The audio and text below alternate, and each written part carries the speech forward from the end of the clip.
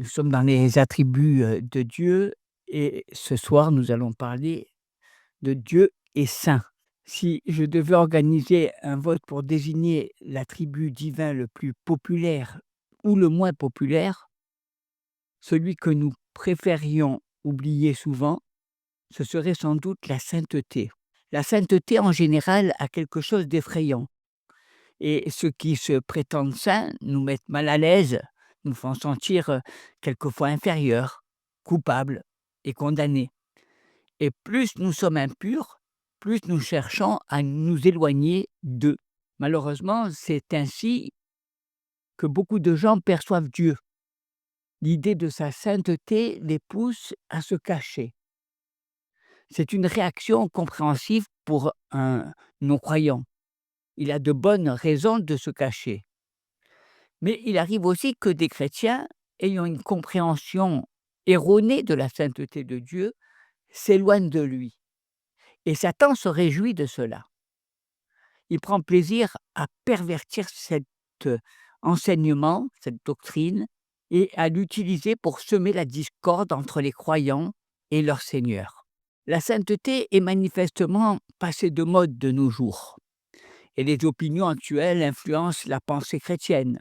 L'idée dominante aujourd'hui est que les gens bienveillants finissent toujours derniers, que les honnêtes gens ne réussissent jamais et que les personnes menant une vie sainte ne s'amusent jamais. La sainteté est démodée. Nous nous attendons à ce que les gens soient immoraux. Nous l'acceptons et nous nous y attendons. C'est devenu la norme.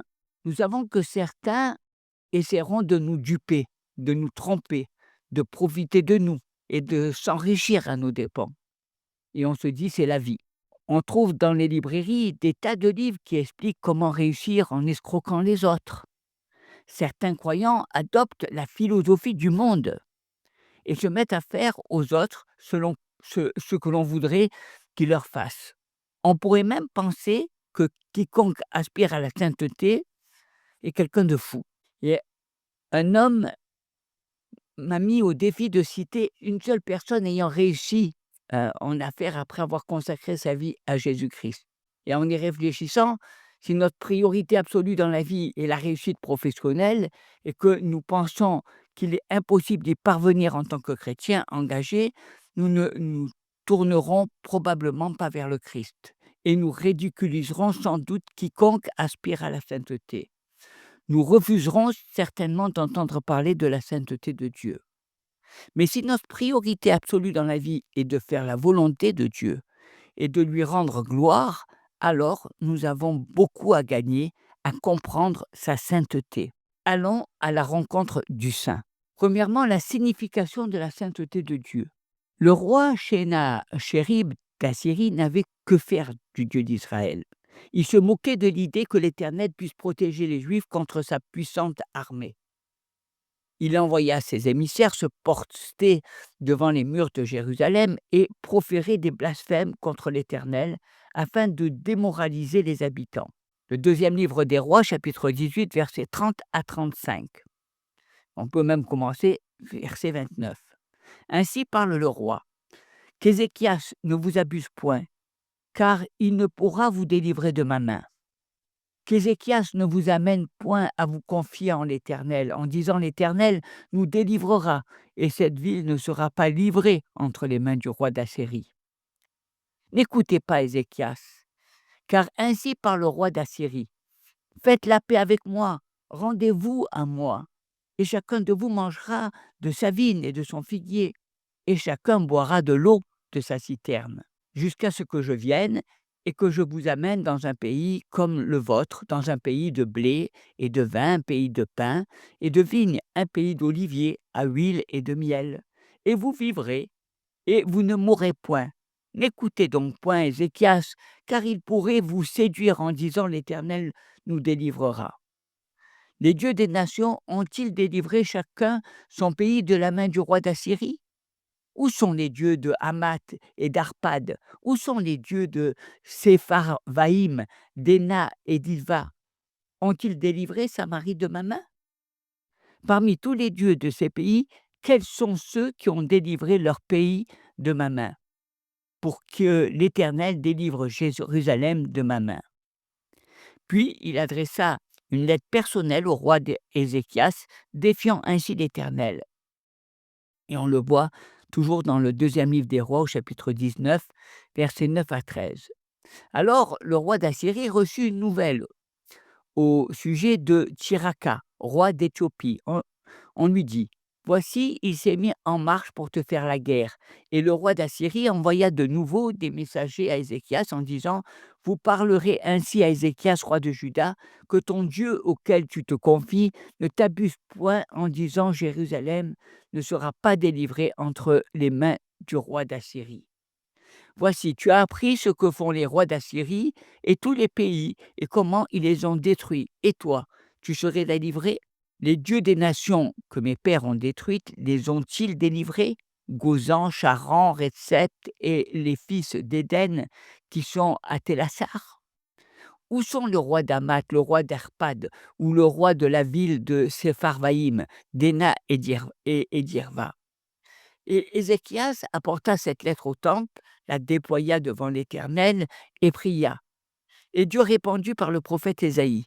Chéri était allé trop loin en blasphémant contre l'Éternel. Et le deuxième livre des rois, toujours chapitre 19, versets 22 à 23, la première partie. Qui as-tu insulté et outragé? Contre qui as-tu élevé la voix? Tu as porté tes yeux en haut sur le sein d'Israël. Par tes messagers, tu as insulté le Seigneur. Sénachaïm avait insulté le Saint d'Israël et il devait apprendre qu'il n'y a pas de Dieu comme lui. Ses armées seraient vaincues et il perdrait la vie sous l'épée d'un assassin pour son audace. Ce message d'Ésaïe nous présente un nom, le Saint, l'un des noms les plus glorieux de notre grand Dieu. Que signifie-t-il? L'idée fondamentale, tant dans l'Ancien Testament que dans le Nouveau Testament du mot saint, est celle d'être séparé ou mis à part. Dieu a mis à part. C'est ce que signifie l'expression saint. Mais mis à part de quoi? Il y a deux réponses à cette question. Premièrement, Dieu est distinct de ses créatures. Il est exalté au-dessus d'elles dans une gloire infinie. En ce sens, la sainteté de Dieu est liée à sa majesté transcendantale. Ésaïe l'a souligné lorsqu'il a déclaré, dans le chapitre 57 d'Ésaïe, verset 15, la première partie, « Car ainsi parle le Très-Haut, dans la demeure est éternelle et dont le nom est saint. J'habite dans les lieux élevés et dans la sainteté. » Sa sainteté est liée à sa position élevée. Elle le distingue, le plaçant au-dessus de toute sa création. Le livre de l'Exode, chapitre 15, verset 11, nous dit « Qui est comme toi parmi les dieux, ô Éternel? Qui est comme toi, magnifique en sainteté, digne de louange, opérant des prodiges ?» Et dans le premier livre de Samuel, chapitre 2, verset 2, « Nul n'est saint comme l'Éternel, il n'y a point d'autre Dieu que toi, il n'y a point de rocher comme notre Dieu. » Mais la sainteté a une seconde connotation, un sens éthique selon lequel Dieu est séparé de tout mal. C'est dans ce sens que nous entendons généralement la sainteté. Dieu ne peut pas pécher, il ne tentera personne de pécher, et il ne peut être associé à aucun péché. Il est exempt de la moindre trace de péché. Job, au chapitre 34, verset 10, nous dira « Écoutez-moi donc, hommes de sens, loin de Dieu l'injustice, loin du Tout-Puissant l'iniquité. Il serait inconcevable que Dieu puisse pécher. Il est séparé du mal. » Et le prophète Habakkuk insistait sur le fait que Dieu est si pur qu'il ne peut regarder le péché. Habakkuk, chapitre 1er, verset 13, « Tes yeux sont trop purs pour voir le mal, et tu ne peux pas regarder l'iniquité. Pourquoi regarderais-tu les perfides, et te tairais-tu quand le méchant dévore celui qui est plus juste que lui ?» Et le psalmiste nous a assuré que le mal ne demeurera pas auprès de lui. Psaume 5, verset 5, « Car tu n'es point un Dieu qui prenne plaisir au mal. le méchant n'a pas sa demeure auprès de toi. Et d'autres passages affirment qu'il est le péché. Proverbe chapitre 6, versets 16 à 18. Il y a 6 choses que est l'Éternel, et même 7 qu'il a en horreur: les yeux hautains, la langue menteuse, les mains qui répandent le sang innocent, le cœur qui médite des projets iniques, les pieds qui se hâtent de courir au mal, le faux témoin qui dit des mensonges, et celui qui excite des querelles entre frères. Et le livre des Hébreux, au chapitre 1er, verset 9, tu as aimé la justice, tu as haï l'iniquité. C'est pourquoi, ô Dieu, ton Dieu t'a oint d'une huile de joie au-dessus de tes égaux. Dieu est totalement séparé du péché. Et l'apôtre Jean, a décrit sa sainteté comme une lumière. Et on le voit dans la première épître de Jean, chapitre 1er, verset 5, c'est que Dieu est lumière et qu'il n'y a plus point en lui de ténèbres. Et dans ce vieux monde corrompu, peu de choses sont assez pures pour illustrer l'intensité de la sainteté de Dieu. Mais Jean a choisi l'une des plus belles, la lumière. La lumière est l'une des choses les plus pures que nous connaissions, un symbole parfait de la sainteté divine. Il n'y a en lui pas la moindre trace de péché, aucune obscurité, aucune ombre de péché. Sa perfection morale est absolue. Et lorsqu'Ésaïe eut en vision de la gloire du Seigneur, les séraphins le glorifiant en disant: Saint, Saint, Saint est l'Éternel des armées, toute la terre est pleine de sa gloire. Ésaïe chapitre 6, verset 3, hein, Saint, Saint, Saint est l'Éternel des armées, toute la terre est remplie de sa gloire. On le répète 3 fois: Saint, Saint, Saint. Saviez-vous que c'est le seul attribut de Dieu qui soit répété 3 fois de suite de cette façon? Cela souligne le caractère absolu et parfait de sa sainteté. En réalité, la sainteté de Dieu est probablement l'attribut qui est mentionné le plus souvent dans la Bible, sous une forme ou une autre. S'il y a une chose que Dieu veut avant tout que nous sachions de lui-même, c'est sa sainteté. Nous avons peut-être du mal à vivre avec cet attribut, mais pour une raison qui nous échappe, il juge essentiel que nous le comprenions. Or, si Dieu est saint, nous nous attendons à voir cette même sainteté dans la vie terrestre de Dieu, le Fils, notre Seigneur Jésus-Christ. Et Pierre a dit que Jésus n'avait jamais commis aucun péché. On le voit dans 1 Pierre chapitre 2, verset 22. Jean a dit qu'il n'y avait pas de péché en Jésus. 1 Jean chapitre 3, verset 5. Paul a dit que Jésus n'a pas connu le péché. Deuxième épître aux Corinthiens chapitre 5, verset 21. Et l'auteur de l'épître aux Hébreux a dit que Jésus était saint, innocent, sans tache, séparé des péchés. Hébreux 7, verset 26.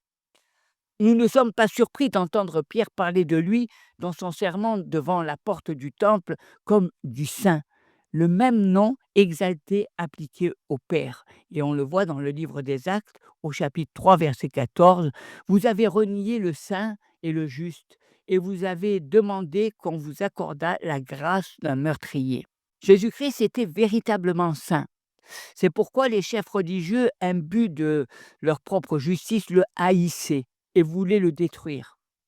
C'est pourquoi les démons tremblaient en sa présence.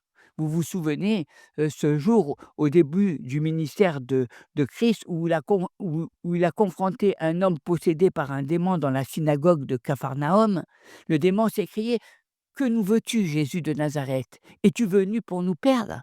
Je sais qui tu es, le Saint de Dieu. » Marc chapitre 1er, verset 24. Le Saint de Dieu.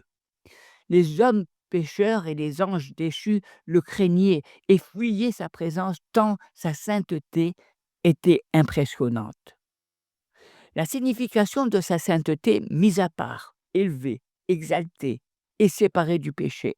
Le deuxième paragraphe, la beauté de la sainteté de Dieu. Bien qu'elle repousse l'incroyant et menace le croyant charnel, la sainteté de Dieu exerce une attraction irrésistible sur le chrétien engagé. Le pieux roi Josaphat en a révélé la nature lorsqu'il organisa ses armées et désigna un cœur pour les guider. Ce chœur devait chanter pour le Seigneur et louer la beauté de sa sainteté. Nous le voyons dans la deuxième Chronique, chapitre 20, verset 21. Puis, d'accord avec le peuple, il nomma des chantres qui, revêtus d'ornements sacrés et marchant devant l'armée, célébraient l'Éternel et disaient: Louez l'Éternel, car sa miséricorde dure à toujours. Voilà un concept intéressant que l'on considère rarement. La véritable sainteté est belle. Peu de choses sont plus laides que la suffisance et l'hypocrisie, mais la véritable sainteté est belle. On peut le comprendre en y réfléchissant un instant. On considère rarement les choses sales comme belles. Je n'ai jamais vu une reine de beauté vêtue d'une robe tachée, froissée et sale. On ne trouverait pas cela beau. Comme un mécanicien sort des puits ou qu'un mineur sort des mines, on ne s'extasie guère de leur beauté. Dans le domaine physique, la beauté est généralement associée à ce qui est propre et pur et non sale et souillé. La beauté est également liée à la lumière. Nul doute que vous n'ayez jamais entendu quelqu'un s'extasier sur la beauté d'une pièce plongée dans l'obscurité. Mais allumez quelques lumières colorées, judicieusement disposées, et vous commencerez à en percevoir la beauté. La beauté de la nuit réside dans les lumières que Dieu a placées dans le ciel. La beauté du lever du soleil et l'éclat de lumière colorée que le soleil peint sur la toile céleste dans le monde physique. La beauté est associée à la lumière et non à l'obscurité. Et David disait: «Désirez ardemment contempler la beauté du Seigneur». Il dit au psaume 27, verset 4: «Je demande à l'Éternel une chose, que je désire ardemment. Je voudrais habiter toute ma vie dans la maison de l'Éternel pour contempler la magnificence de l'Éternel et pour admirer son temple». Que cherchait-il à comprendre? Il voulait connaître et expérimenter la pureté parfaite de Dieu, son infinie sainteté, son absence totale de péché. Nous ne pouvons même pas imaginer Dieu souillé, taché ou tapi dans l'ombre. Dieu est lumière, éclatante, magnifique et immaculée. Il est doux à contempler et sa douce présence est une source d'émerveillement. C'est l'une des raisons pour lesquelles nous sommes attirés par le Seigneur Jésus. Il est sans défaut et sans tache. La première épître de Pierre, chapitre 1er, verset 19, met par le sang précieux de Christ comme d'un agneau sans défaut et sans tache. L'incroyant ne trouve en lui aucune beauté et ne le désire pas. Ésaïe, chapitre 53, verset 2. Il s'est élevé devant lui comme une faible plante, comme un rejeton qui sort d'une terre desséchée. Il n'avait ni beauté ni éclat pour attirer nos regards, et son aspect n'avait rien pour nous plaire. Mais son visage, même marqué par les épines et déformé par la douleur, nous est beau car c'est le visage du Fils sans péché de Dieu, qui nous aime et qui s'est tourné et qui s'est donné lui-même pour notre salut éternel. Et le psalmiste se tournait vers lui lorsqu'il disait, dans le psaume 45, verset 2, « Tu es le plus beau des fils de l'homme, la grâce est répandue sur tes lèvres, c'est pourquoi Dieu t'a béni pour toujours. » C'est une référence à Jésus, le Saint. Il est si facile de se laisser influencer par les valeurs du monde et de développer une vision déformée de la beauté. On en vient même à penser que la beauté se résume à l'apparence de la peau, sa forme, l'absence d'imperfection. La vraie beauté, c'est une vie sainte. Dieu désire que nous apprenions à le connaître dans toute sa sainteté. Et alors nous comprendrons que la véritable beauté est bien plus profonde. Elle se trouve dans une vie sainte. Cela ne doit pas nous rendre négligents envers notre apparence extérieure, mais doit assurément susciter des changements intérieurs profonds. Et cela nous amène au défi que représente la sainteté de Dieu. Le troisième point, c'est le défi de la sainteté de Dieu. Ce défi a d'abord été lancé au peuple d'Israël, au peuple de Dieu dans l'Antiquité, puis réitéré à l'Église de Jésus-Christ. Considérez-le dans les deux contextes. Le Seigneur venait de délivrer son peuple de l'esclavage en Égypte et le conduisait maintenant vers la terre promise.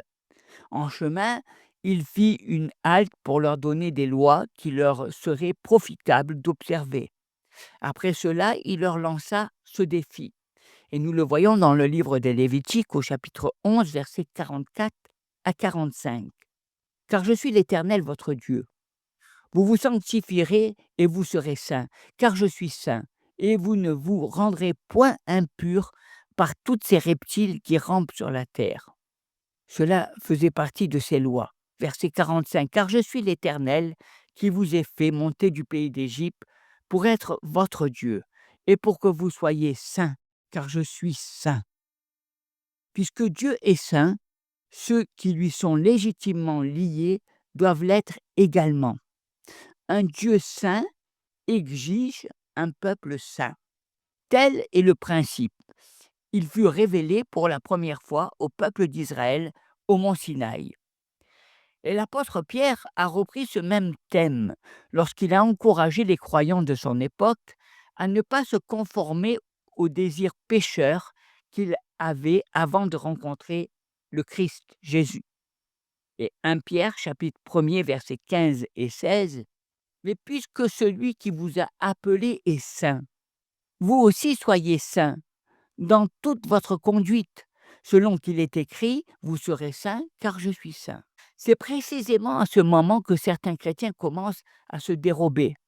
Si Dieu veut que je sois saint, aussi saint que lui, je suis dans une situation très délicate, voire impossible d'atteindre cet idéal. Alors, dans certains cas, ils décident de ne même pas essayer. Il semble plus supportable de vivre avec la culpabilité d'ignorer Dieu que celle d'avoir tenté d'être saint et d'avoir échoué. Mais ils interprètent mal cette exhortation. Dieu ne nous a jamais demandé d'être aussi saints que lui. C'est impossible, et Dieu le sait mieux que nous. Il nous a demandé d'être saints parce qu'il est saint. Et il y a une différence. Notre sainteté, au mieux, paraît bien pitoyable comparée à la sienne. Mais il existe néanmoins une sainteté que nous pouvons atteindre par sa grâce. Et il a mis à notre disposition tout ce dont nous avions besoin pour y parvenir. C'est pourquoi il est pleinement en droit de l'exiger de nous, parce qu'il est saint et qu'il nous offre sa sainteté. Il peut nous demander d'être saints et de nous consacrer à lui. Je sais que certains d'entre vous pensent être si loin de toute forme de sainteté qu'ils ne savent même pas par où commencer. Vous pensez être tellement hors sujet que vous ne voyez pas par où commencer. Peut-être qu'Ésaïe va vous éclairer. En revenant à son expérience, tout a commencé lorsqu'il a entrevu la sainteté de Dieu. Et c'est par là que nous devons commencer. C'est pourquoi nous étudions cet attribut. Il y a peu d'espoir pour nous d'atteindre la sainteté tant que nous n'aurons pas contemplé le Saint lui-même, infiniment saint, parfaitement pur, totalement détaché du péché. Nous devons le voir, tel que les séraphins l'ont décrit. Ésaïe chapitre 6, verset 3, « Saint, Saint, Saint est l'Éternel des armées ». Regardons, contemplons la sainteté de Dieu. C'est par là qu'il faut commencer. Il nous faut percevoir Dieu comme saint. Voyez ce qui est arrivé à Ésaïe lorsqu'il a compris cela. Il dira au chapitre 6, verset 5 du prophète Ésaïe, « Alors je dis malheur à moi, je suis perdu car je suis un homme dont les lèvres sont impures. J'habite au milieu d'un peuple dont les lèvres sont impures et mes yeux ont vu le roi l'Éternel des armées. » Sa compréhension de la sainteté de Dieu fit ressentir avec force sa propre impureté, sa culpabilité et sa honte. C'est à ce moment-là que la plupart d'entre nous, nous avons envie de fuir. C'est désagréable, c'est pénible. Cela touche au plus profond de notre estime de soi.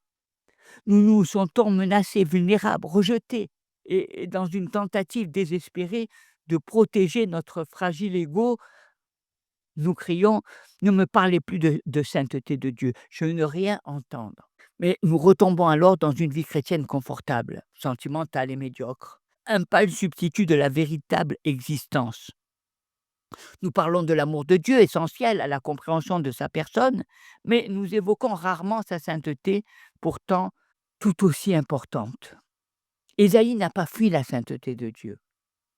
Celle-ci a mis à nu son péché, Mais il ne s'est pas enfui, ne s'est pas caché et n'a pas cherché à l'excuser en blâmant ses parents, son conjoint ou sa situation difficile. Il l'a reconnu. La seule façon pour lui d'atteindre la sainteté était de se voir comme Dieu le voyait et de reconnaître son péché. Il reconnut également que son péché méritait le châtiment divin. Malheur à moi, s'écria-t-il. Il savait qu'il méritait d'être puni. Mais poursuivez votre lecture au chapitre 6 d'Ésaïe, versets 6 et 7. Mais l'un des séraphins vola vers moi, tenant à la main une pierre ardente qu'il avait prise sur l'autel avec des pincettes.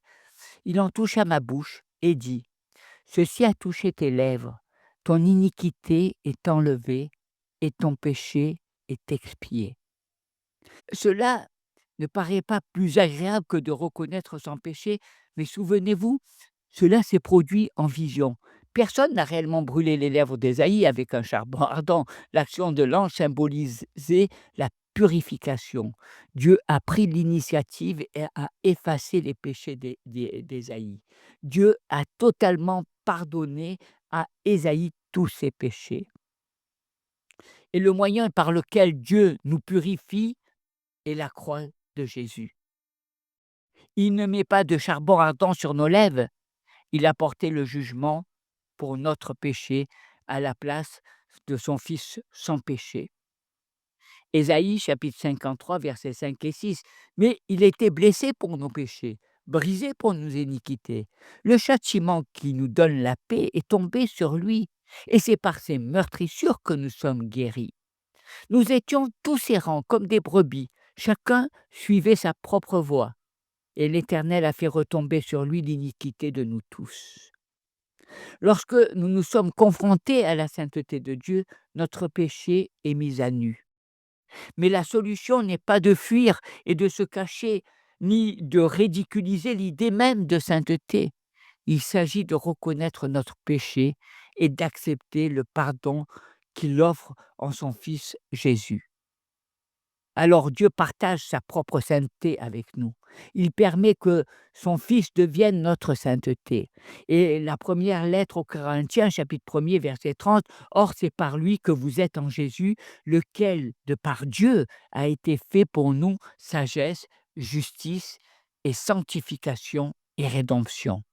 Et nous sommes acceptés grâce à notre relation avec Jésus.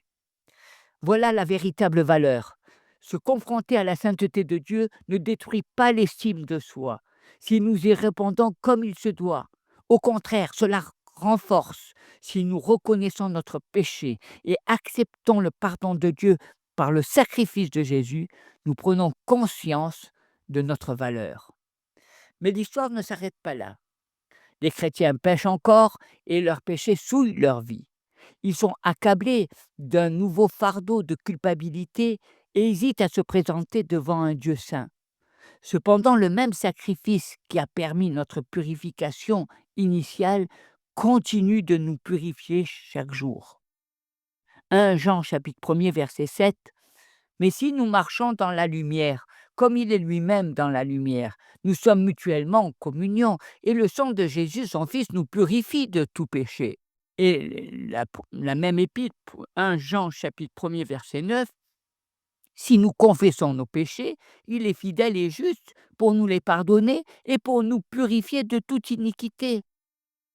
C'est ce qu'a fait Ésaïe lorsqu'il s'est dit « homme aux lèvres impures ». Il a confessé son péché. Confesser, c'est reconnaître. Il s'agit encore aujourd'hui d'admettre nos péchés. Et cela nous apporte une nouvelle prise de conscience de la purification. C'est ce qui est arrivé à Ésaïe, et c'est cette purification qui l'a rendu apte à un service fructueux. Il dira au chapitre 6, verset 8 du prophète Ésaïe, « J'ai entendu la voix du Seigneur disant, qui enverrai-je et qui marchera pour nous? Et je répondis, me voici, envoie-moi. » Rien ne peut nous apporter plus de satisfaction, d'épanouissement et un plus grand sentiment de valeur que la certitude que Dieu peut se servir de nous. Cela commence lorsque nous rencontrons Dieu dans toute sa sainteté. Dans la vie chrétienne ordinaire, ce processus se poursuit sans cesse. Chaque jour, nous apprenons un peu plus sur la sainteté de Dieu et par conséquence un peu plus sur notre propre péché. Ainsi, nous reconnaissons notre péché. Dieu nous purifie de nouveau. Nous remettons ce domaine de notre vie entre ses mains et nous grandissons un peu plus à son image. C'est ce dont parlait Paul lorsqu'il nous a encouragés à rechercher la sainteté par respect pour Dieu. Il dira dans la deuxième épître aux Corinthiens, chapitre 7, verset 1, ayons donc de telles promesses, bien-aimés, purifions-nous de toute souillure de la chair et de l'esprit, en achevant notre sanctification dans la crainte de Dieu. Nous devenons progressivement de plus en plus consacrés à lui. Parfois, le processus n'avance pas au rythme souhaité par Dieu. Alors il nous guide. Comment? Par la discipline. C'est ce que les pères terrestres essaient de faire, mais ils s'en sortent généralement mal. Je dois avouer que j'attends parfois que mes enfants me mettent tellement en colère avant de les discipliner que cette discipline sert davantage à évacuer ma colère que la leur. Et Dieu lui dit, n'agis jamais ainsi. Hein. Hébreux chapitre 12, versets 10 à 11 nous dit, nos pères nous châtieraient pour peu de jours, comme ils le trouvaient bon, mais Dieu nous châtie pour notre bien, afin que nous participions à sa sainteté. Il est vrai que tout châtiment semble d'abord un sujet de tristesse et non de joie, mais il produit plus tard pour ceux qui ont été ainsi exercés un fruit paisible de justice. Dieu sait que pour être vraiment heureux et avoir une bonne estime de soi, nous devons grandir à son image, à la ressemblance de Jésus. Il permet que des épreuves surviennent dans nos vies et il nous discipline aussi afin que nous puissions grandir et participer plus pleinement à sa sainteté. Et plus nous la partageons, plus notre vie sera épanouissante. Chrétien, ne fuis pas la sainteté de Dieu. Je sais que c'est un enseignement qui fait peur pour beaucoup, mais ne la fuis pas. Approfondis-la. Apprends à le connaître plus intimement, lui le Saint. Il a très peu de choses qui nous permettent de progresser plus régulièrement dans notre vie chrétienne.